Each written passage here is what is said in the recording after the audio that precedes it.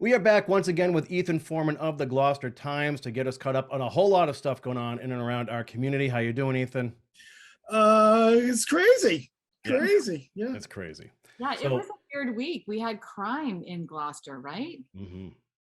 Yeah. Yeah. We learned about there was two robberies actually. One was at the Yellow Sub Shop on Pleasant Street. This is not something that really happens in Gloucester. I do read the log every day, and this is a very unusual event for Mhm. there to be back-to-back robberies. So there was yellow a man showing a machete in the Yellow Sub Shop around 4:30 on Sunday.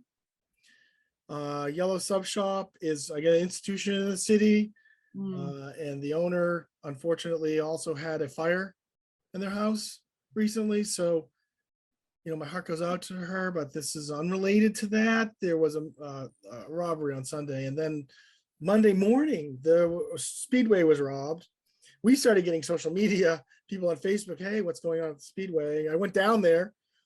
State police were there, and Gloucester police were there, and a big scene. So at this one, it wasn't a machete. It was the suspect had shown a firearm. So pretty serious. Then yesterday we learned that police have taken a person of interest into custody and have executed a search warrant in the city. So unfortunately, there's nothing more to report. No one has been charged But the with the two crimes, robbery. No one's been. There's no they're related. the person of interest. It's a person of interest. Mhm. So a person is picked up on an unrelated a warrant. Person is picked up on a warrant. And usually in these cases, if somebody violates their probation, they get picked up on a warrant. Mhm. So that basically allows the police to hold a person and work out that issue with the warrant and the probation violation separately while they develop their case. Mhm. So we won't know anything. But everybody's okay, Mhm. right? Sorry. Everyone's okay. I mean, I'm sure there's a little bit of That's, yeah, I should have said that. Well, I mean, I think the people at the sub shop were shaken up, and everyone else is okay. There was no injuries, reported.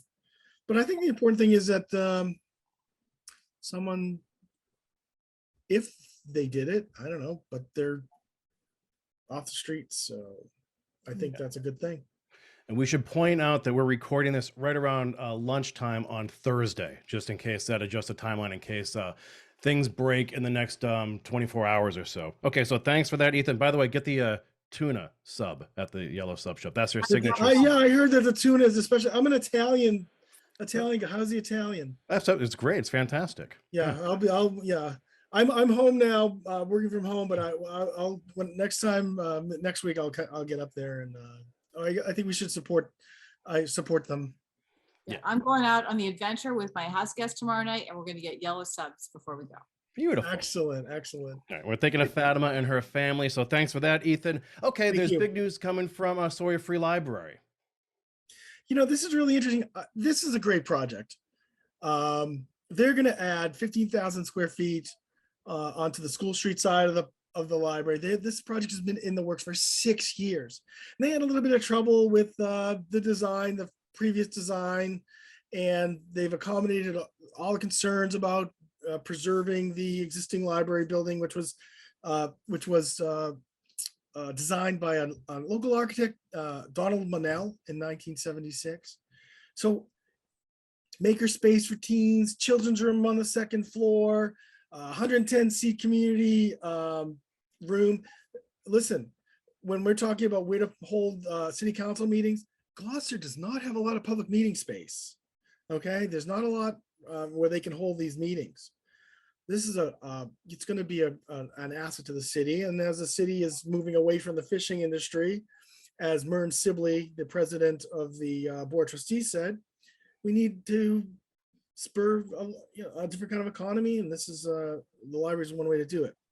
So we got an update on the project. There's an update on the project, and on Tuesday night, the council heard about different aspects of the project, the permitting and financing. So this is a very interesting project. It's very complicated because did you know the library is its own corporation? It's not a city building. The city picks up, the city picks up this $1.4 million in staff, approximately. Don't hold me to that number. But this is a project that's being primarily driven by volunteers on a board, a $28 million project, and they have to pay for it. And right now, if you want to donate to the library project, I would advise you to do that, SawyerFree2025.org. But the city is going to step in, and well, I don't say step in, but the city's going to finance the project. So the council decided this on Tuesday night?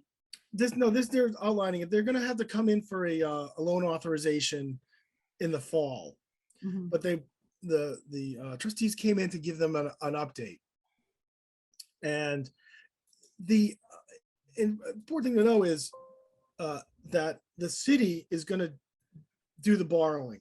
Now, what is driving this project? What the very important thing to know about financing and driving this project is a $9 million free money from the state, from the Massachusetts Board of Library Commissioners.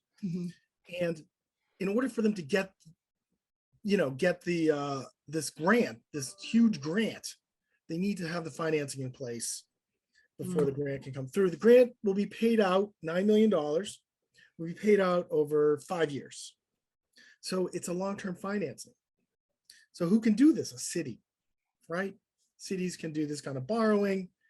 So the city is going to do the borrowing. Oh, and there's another $300,000 if they make this a green library. They get another so it's 9.3 million. That's a lot of money. $9.3 million. So now they're raising money to pay for the rest of the project, and the city's going to borrow the money in the meantime to accomplish this. And the city's going to do it in a very clever way. They're going to do a lot of short-term borrowing, each year, borrow a chunk of money, and as the debt is paid off, they borrow less and less. And these short-term notes, have a lower interest rate. So there's a lot of advantages for the city to act and borrow money in this way.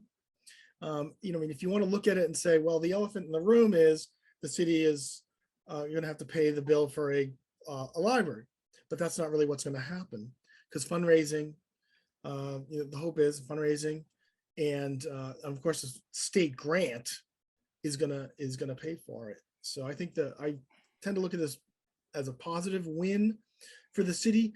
The city doesn't pay for the building. The city doesn't pay to maintain it.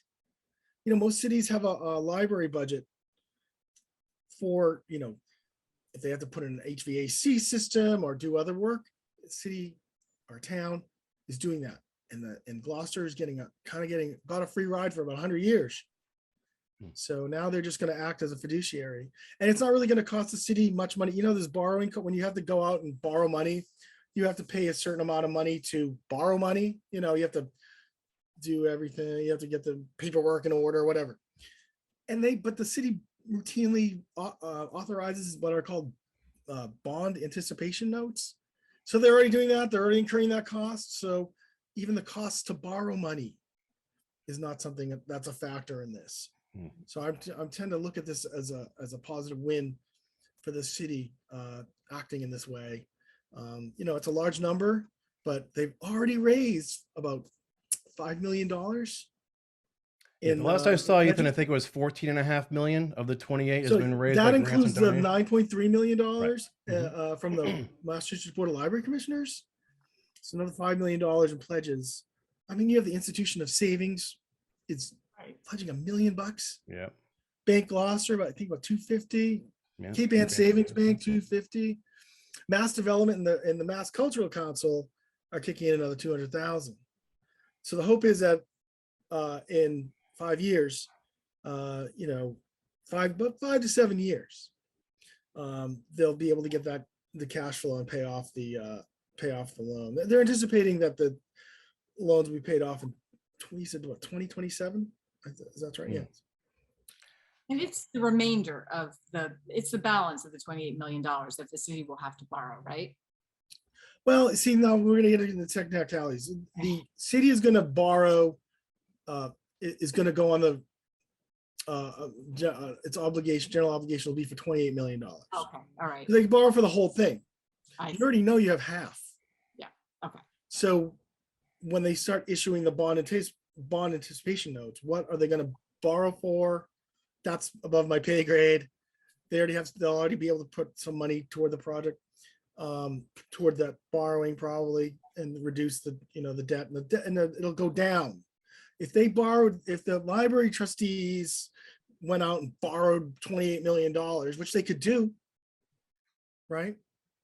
They would be borrowing probably at a higher interest rate, and they wouldn't have this ability to pay it off and then lower the amount you have to borrow each year, which the city can do. It's very clever. I think a very inventive, in my opinion, way to finance this project. But it, hey, look, I'll make a pitch. I'm not on the fundraising committee there, but you gotta, if you love the library, it's time to, reach out and, give. Mm. Well, the saga continues. I'm sure you'll keep us up to date with that over the next year or two, Ethan. So thank you. Lastly, we have a more sobering news from the fishing industry with the sinking of the Grace Marie. Yeah, we had this is one of the things that, as the Gloucester reporter, I kind of live in, not fear, but, most reporters deal with fires, and you get called on the weekend for a fire, but I got called into the office on Sunday for a sinking of a fishing vessel. But, thank God, 7 people saved. I didn't get anything on the boat that rescued on the Dawn T, but let's shout out to them. Mm-hmm. And apparently I talked to Angela Sanfilippo. The crew did everything right. Got their immersion suits on, got the life raft, and it was a big save. Boat went down about 80 miles east of Gloucester. We don't know why, but let's just thank God that everyone's all right. I wasn't able to speak with their captain, Sebastian Bastinoto, but let's just say that thank goodness, everyone is okay. The problem is the boat was known as a highline fishing vessel.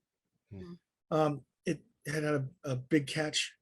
So that means 7 people right now are not making a livelihood from the sea. And it's a big shame. This is actually the second vessel that, since I've been on the Gloucester Times, that has gone down. I think there was a scalloper that went down, in January. And then I wrote, just as a coincidence, I had written a review. It's taken me for a while to get this out, but there was a book called The Sinking of Gloucester's Patriot. And this case is the city is still mourning these 2 fishermen, Matt Russo and John Orlando. And this gentleman named Captain William Russell Webster, a former retired Coast Guard captain, and the former Region 1 FEMA administrator, wrote a book about this case as kind of the definitive case of what summing up the investigations and what went on, and not really finding a cause, but letting us know that the Coast Guard has changed the way it does things, because it took them about almost 2.5 hours to go looking for the boat. And that was unacceptable.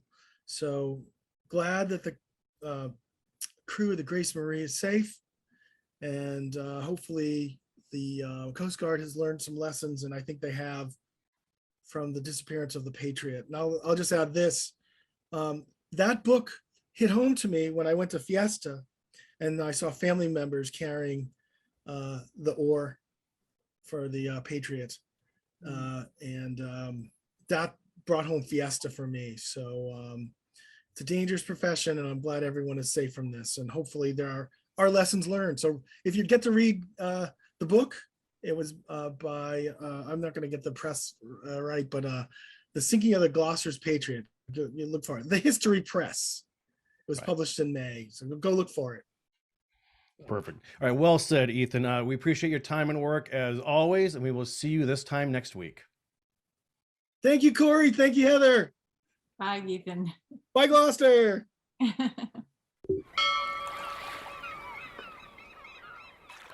Interested in a sponsorship?